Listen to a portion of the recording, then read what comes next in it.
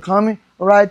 One more thing very special for me, have Felipe and João from the other hobbies affiliation. I like to give you guys this sense of team, all right, that we come from somewhere, we're always looking to go somewhere as well. So when it comes from people outside, especially for the same team, I think you guys understand that we have like a strong root and you keep moving forward on top of it. All right. So thank you for the grade. Let's start the seminar. Thank you guys. Coach from Gracie Berlin. I want to congratulate Lucas and all of you for the great gym you guys have here. It is not easy to find such a nice environment, and really nice that you guys have this going on. It's very important. Also want to congratulate everyone who got their belts. It's a really nice achievement. But also the people who didn't, right? Because people only get the belts because there are other people training with you guys, and your time is coming. I'm sure you guys are training, so it's gonna come to you, right? So really nice what you have going on for here. Thank you very much for having me here, and also Lucas for inviting. I wouldn't be a black belt if I didn't have words to say before, right? So now I'm already starting with the position. I'm gonna have João helping me out here. I want to give a little bit of my input here. So the thing is, the reason, not only because I like to play half guard, but also because I like to play half guard, is because it is a position that if you train grappling, you're bound to half guard. At some point, you're going to be either on bottom or top, right? Thursday, I was teaching X guard, for example, here in the no-gi. X guard is an option. I can enter X guard if I like. Half guard will happen eventually. So it's important that I usually say that you don't need to be a half guard specialist, right? But you need to know how to behave there. And I usually say that we have to follow two rules when playing half guard, right? First of all, my partner's leg has to be trapped at all times. It doesn't matter how. I'm using right now just my bottom leg, right? But I could be using my top. I could be using a figure four here on João. Doesn't matter. Leg has to be trapped. Otherwise, there's no half guard. And the rule number two, never allowing chest to chest. If João is able to connect his chest on my chest, half guard is going to be a pretty difficult time for me, and he's going to have a lot of fun. Right, training with João, this is the last time he got chest to chest here with me. So usually how I approach it, right? So that if things are going my way, I'm going to show when things are going my way and when things are not, right? And both times we can have a good time. The important thing here, guys, is if things are going my way, I'm kind of like faking a turtle, right? I'm not really twisting my hip, otherwise I will lose half guard, but I'm usually like this, right? Usually I'm gonna have my partner engaging, especially because I'm trapping his hip. So from here, if I have João's knee here inside, he's not really gonna have the possibility of moving around so much, right? I'm even making it hard for him to pop his knee out. I like to have a little bit of pressure here by pointing my toes to the floor, right? And most of the times I'm gonna have João engaging because he's gonna be trying to flatten me, right? He's gonna be trying to bring me down on my back so he can connect chest to chest. Few details that I want you guys to keep in mind here when you're, for example, in this position. Make sure, guys, that your elbow here, the one that I have on the floor, in this case my right one, is always behind the shoulder line. Right? I'm never with my elbow like this because it's going to be easy for him to collapse. It's going to be easy for him to get this arm, right? So I'm usually like this. Here I can block, right? I'm going to be fine here to make sure that he doesn't reach this arm here. I'm going to keep my elbow strapped, right? Connected, sorry, because I don't want to give him so much space. And like I said, João is either going to be engaging, which happens most of the times. If he's not, if he's trying to stay away because he knows that my half guard is amazing, right? And so what I can start doing is I can start reaching him, right? So I don't like distance so much. Personally, I like to stay connected, right? So I can go on my hand and I can start already engaging my shoulder, right? So from here, guys, I'm already setting my underhook, right? So whether João engages, trying to put pressure, and I have this, or João disengages, right? And I follow him. Look how my shoulder is always connected. The way that I get my underhook, I never swim for it. A lot of people do this. But the issue is like, as I separate my arm from my shoulder, I make it weak, and now João can drop, João can pummel, right? None of this is working for me. So I usually connect the shoulder to deny him the space, right? And usually I just push my elbow across. And when I bring my underhook, look how I'm collapsing him, right? So usually one thing that I talk about my underhook is that my elbow has to be pushing against my partner's head. I'm never with my elbow against my partner's butt. This is a weak ass underhook, right? Very easy for him to just drop his weight on my shoulder, and now I'm done. So I'm always here. Look how my elbow is pointing against his head, the back of my hand here, and this is how I get to play, right? So I want to first, before we start talking about attacks, I want to talk about dynamics because this is very important. Most of the times when we're training or fighting here, we understand that I try something and my partner is not happy about the things that I'm trying. So he's going to be trying to do something else to pose a different problem, right? Usually João is going to be here. He's going to have his overhook because he doesn't want me to go for my back.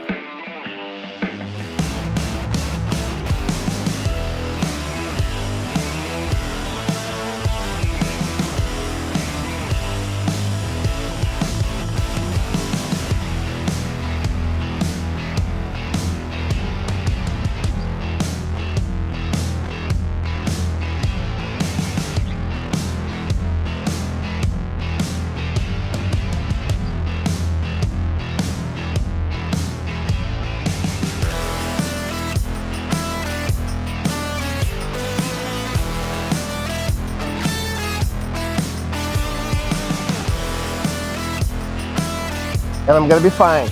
Can be that he pushes his knee all the way to the floor.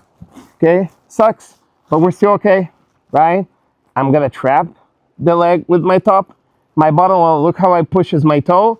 And I'm just gonna start flattening my hip, pushing his knee up. I have room, my shoulder enters.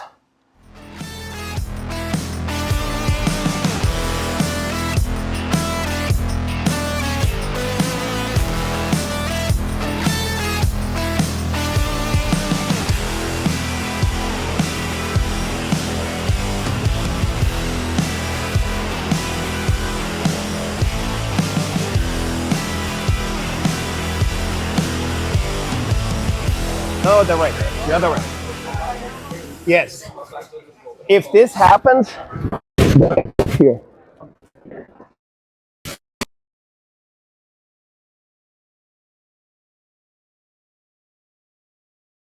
I have a lot of advantage here with you.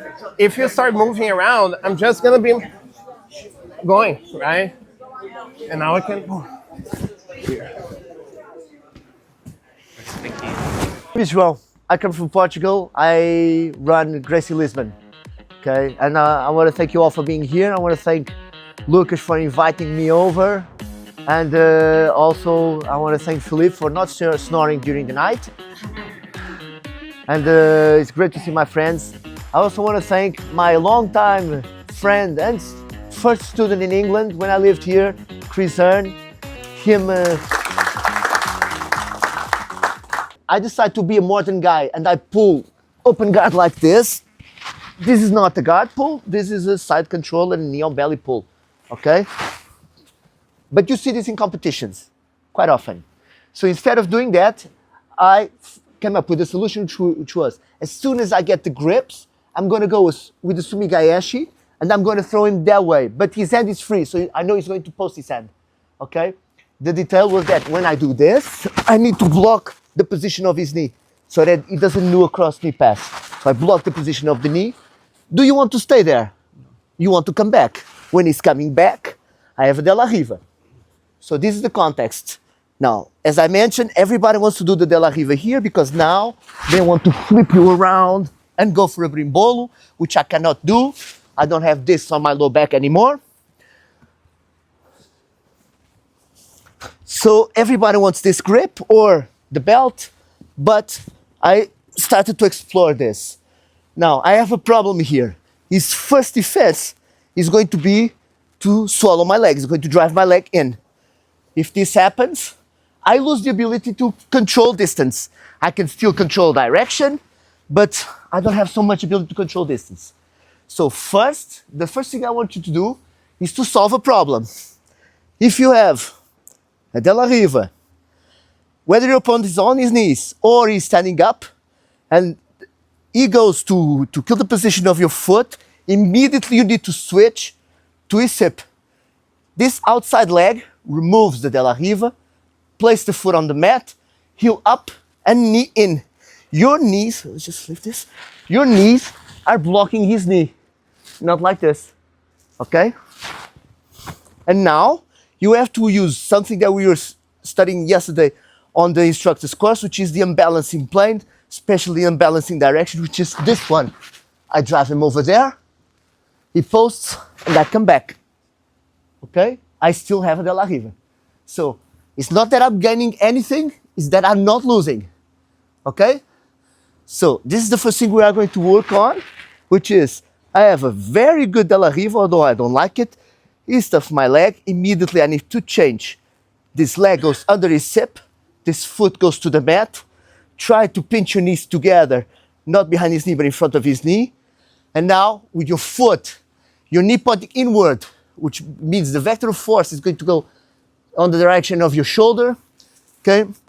And pulling off the hand on this collar, you are going to make him support his weight on his hand, and you can shift your foot and come back to the de la riva.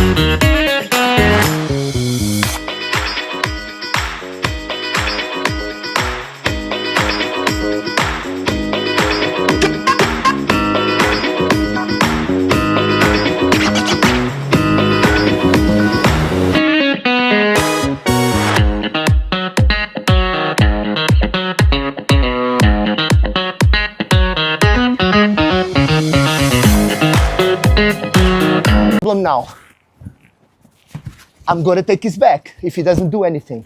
So what is he going to do? He's going to sit. When he sits, I have a good control over him. He's happy because I didn't take his back. But that was not my goal. I knew I could not get there. But he didn't know that. So I'm the liar, I'm the thief, and I'm the magician. I lied to him, and I stole stuff that he needed. And then I just appeared here with the sweep, which is what I wanted. Got it? Do you understand the logic?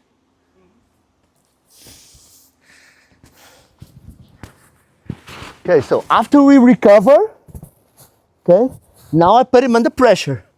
I'm going to fake a brimbolo. He's going to defend. When he defends, I tilt him this way to the inside, and I pull him down, okay? And I'm lifting his heel. I shift the hook, lift, and now I remove this leg, and I come up, and I start to walk towards his back.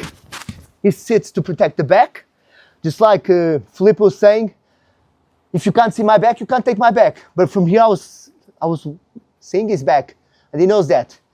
And he thinks, oh, I defended the back. These little guys are very dangerous. They always go for the back. No, I wanted to sweep. Okay, but you don't know that. Okay? Got it? Hey!